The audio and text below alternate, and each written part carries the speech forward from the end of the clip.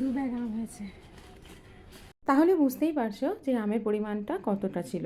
তাই আম তেল বানানোর পরেও ভেবেছিলাম যে একটু মিষ্টি আচার বানানো যাক। তাই আমগুলোকে ভালো করে ধুয়ে খোসা ছাড়িয়ে ফালি ফালি করে কেটে নিয়েছিলাম আর রোদে শুকোতে দিয়েছিলাম একদিনের জন্য।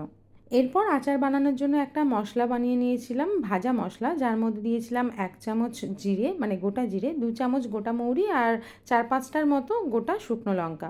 সেগুলোকে ভালো করে শুকনো খোলায় ভেজে নিয়েছিলাম আর তারপর সেগুলোকে গুঁড়িয়ে নিয়েছিলাম মিক্সিতে একটু দানা দানা রেখেই।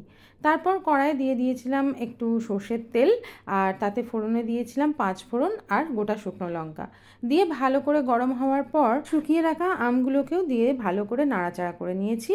আর তারপর দিয়ে দিয়েছি পরিমাণ মতো একটু নুন আর হলুদ গুঁড়ো দিয়ে ভালো করে আবার নাড়াচাড়া করে নিয়ে দিয়ে দিয়েছি আখের গুড়।